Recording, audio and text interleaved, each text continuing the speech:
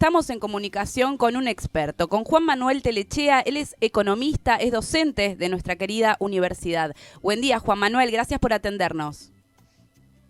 ¿Cómo andan? No, gracias a ustedes por la invitación. Bueno, en principio te molestamos porque queremos entender qué es lo que está pasando, qué es lo que se trae estas medidas que fueron anunciadas el viernes.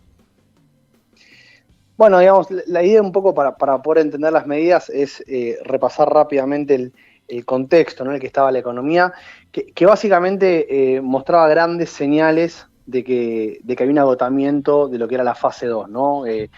La fase 2 implicaba utilizar al tipo de cambio como la principal ancla para tratar de estabilizar los precios junto con el ajuste fiscal, que aumentaba en torno al 1% todos los meses, ¿no?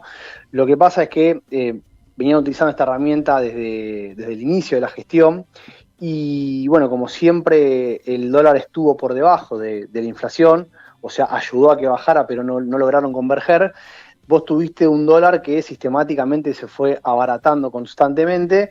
Y bueno, esto en Argentina es algo bastante conocido. Cuando tenés un dólar tan barato, después eso empieza a repercutir fundamentalmente en las reservas del Banco Central. Ujú. Porque al tener un dólar tan barato, eso te lleva a que haya, digamos, mucha gente y empresas comprando dólares y poca gente vendiéndolo. Entonces eso hace que en el mercado de cambios el Banco Central tenga que desprenderse de sus reservas para poder sostener el valor del dólar, ¿no?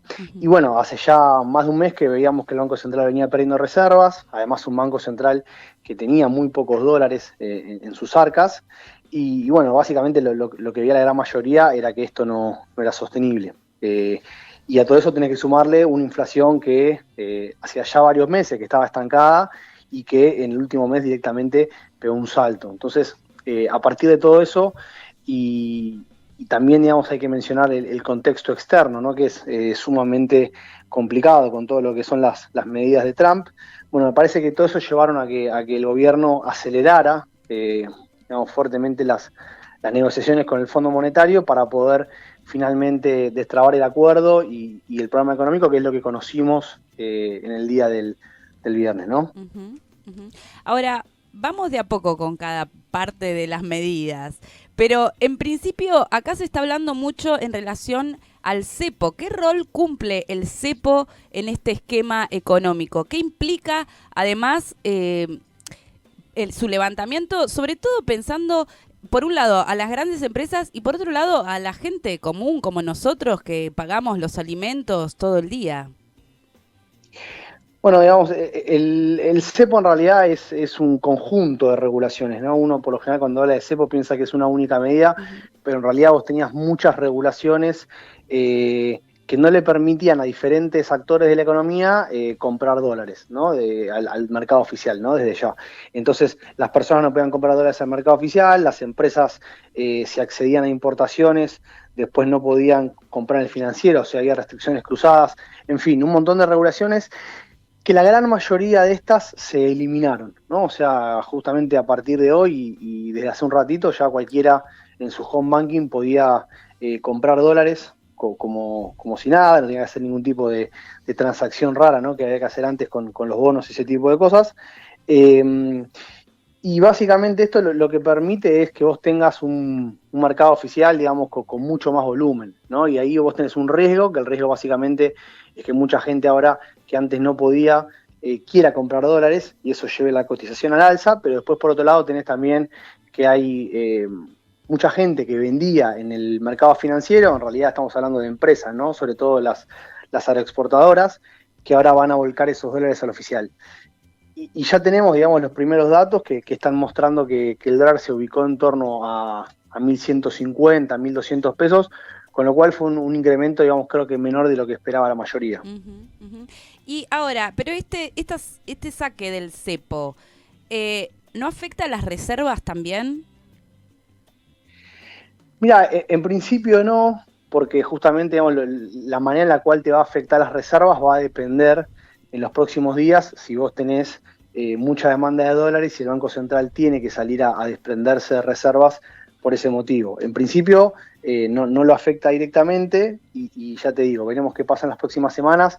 Hoy por hoy, con el dólar, como está ubicado dentro de las bandas, recordemos que una de las principales modificaciones de esta fase 3 es que vos tenés unas bandas que se ubican en torno a los 1.000 y a los 1.400 pesos, y entonces si el dólar fluctúa dentro de esas bandas, el Banco Central no interviene. Es decir, que no compra ni vende dólares, así que las reservas se mantienen intactas. Ya te digo, veremos a partir de ahora, en los próximos días, si es que el dólar se empieza a ir muy para arriba, me parece difícil, pero en el caso de que tocara la banda de los 1.400 pesos, ahí sí empezaría a vender y a perder reservas. Juan Manuel, también va a suceder esta semana, en el día de hoy, más precisamente, que va a visitarnos el secretario del Tesoro de Estados Unidos, en una visita llamativa, relativamente importante, porque no lo suele hacer. ¿Qué se puede esperar también de esa visita? Mira, la verdad que puntualmente de a qué viene nadie lo sabe, no hay información oficial.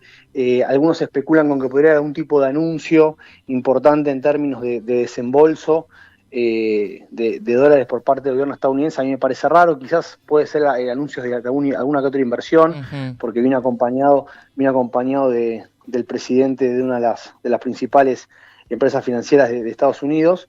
Pero sí, como decías vos bien, es una visita muy importante y muestra un fuerte apoyo al gobierno por parte de Estados Unidos, porque hoy probablemente, digamos, primero es el número 2 del gobierno de Estados Unidos y es el que está llevando a cabo todas las discusiones en torno a esto que te comentaba antes de las medidas arancelarias con el resto del mundo, así que venga acá, en este contexto, creo que muestra un poco la importancia que le están dando ellos. Y teniendo en cuenta también lo que decías vos del contexto, digo, que hoy no haya cepo en Argentina, ¿es un riesgo, digo, que mañana Donald Trump decida poner otro tipo de arancel? Bueno, justamente, digamos, lo que tenía el cepo era que de alguna manera a vos te blindaba de todas estas cuestiones, ¿no? Como le llamamos en economía, los shocks que te pueden pegar en el frente externo. Pero por otro lado también te limita porque no te permite el ingreso de inversiones extranjeras, o sea, el ingreso de dólares. Entonces es como que lo que te da por un lado te lo saca por el otro. Lo que sí es cierto es que al quitar todas estas regulaciones, bueno, obviamente que hoy el mercado cambiario está mucho más expuesto, y entonces si llegaran a haber nuevos cambios, ¿no? en las negociaciones con Estados Unidos, y eso genera más cimbronazos, bueno, vos podés ver ahí que eso te impacte en el dólar. Bien, sí. ¿Y vos creés, Juan Manuel, que estamos en el camino correcto? ¿Hay alternativas políticas?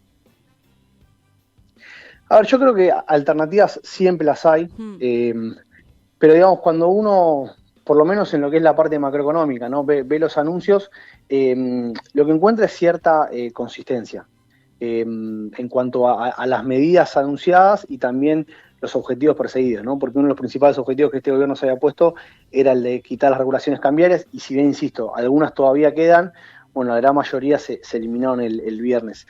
Eso no quita, como te decía antes, que igual estamos en un momento sumamente complejo, porque el Banco Central viene de casi 2 meses de perder bastantes reservas, la inflación está en alza, con lo cual habrá que ver ahora qué pasa con el dólar, cómo eso después va a impactar en los precios.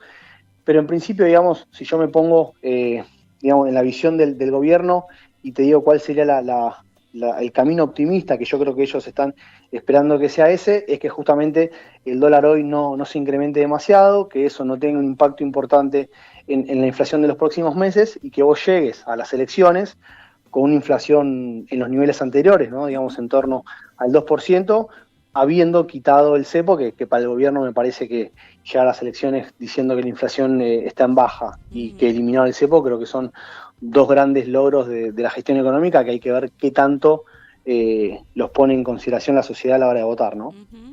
Y ahora pensando con estas medidas tan recientes y de cara al acuerdo del Fondo Monetario Internacional, ¿no? Y pensando en nuestra historia político-económica, ya hemos visto medidas similares. ¿Cuál es la diferencia en relación a años anteriores? ¿Hay una diferencia?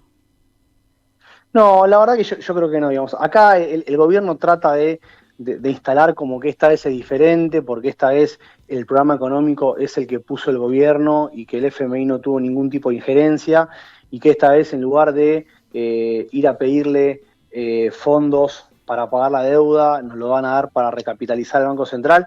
Al final del día en mi opinión, no es un juego semántico. O sea, vos estás yendo al Fondo Monetario, como cualquier país que va al Fondo Monetario, porque tenés problemas con tu economía, porque además le debes mucha plata al fondo, y si bien es cierto que hiciste, digamos, un programa de ajuste que el fondo seguramente recomienda algo parecido, la realidad es que hay ciertos consensos en cosas que el fondo pide, como por ejemplo la cuestión de esto, ¿no? De eliminar las regulaciones cambiarias, que el dólar tenga una corrección porque está en niveles bajos. Entonces, me parece que, insisto, uno tiene que dejar de lado la semántica y entender que esto es igual que otros tantos acuerdos con el fondo, y que lamentablemente la historia indica que la mayoría terminaron mal, ¿no? Así que veremos qué pasa ahora, pero la historia no está de nuestro lado.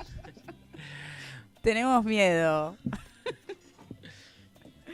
Bueno, pero ya estamos acostumbrados, ¿no? Yo creo que lamentablemente nos acostumbramos a vivir con esta cuestión, ¿no? El miedo, con este estar tan pendiente de lo que pasa con la economía, y bueno, es todo un tema, y ahora estamos todos acá mirando a ver qué pasa con el dólar, pero bueno, insisto, creo que al final, por lo menos los datos que tenemos hasta ahora son relativamente positivos, porque está ubicándose en torno a 1.150, 1.200, que digamos, no, es un aumento del 8 al 10%, pero no es algo catastrófico como podría haber sido que directamente abra en torno a los 1.400, que era el techo de la banda, ¿no?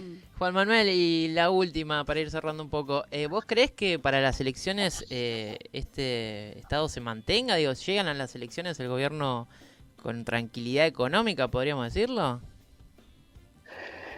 Mirá, si el dólar se mantiene en estos niveles, yo creo que puede ser.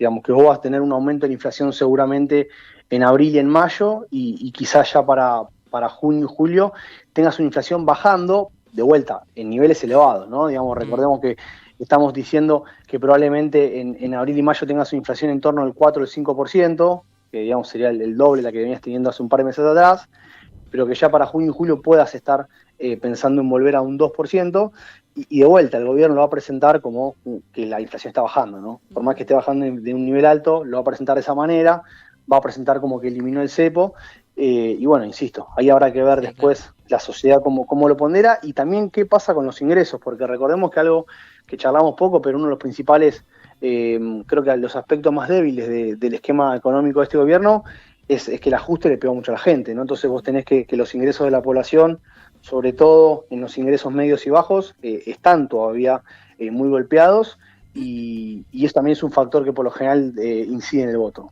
Muchísimas gracias, Juan Manuel, por la comunicación. Seguramente volvamos a consultarte porque esto viene para largo. Dale, obvio, ningún problema. Bueno, gracias a ustedes por la invitación.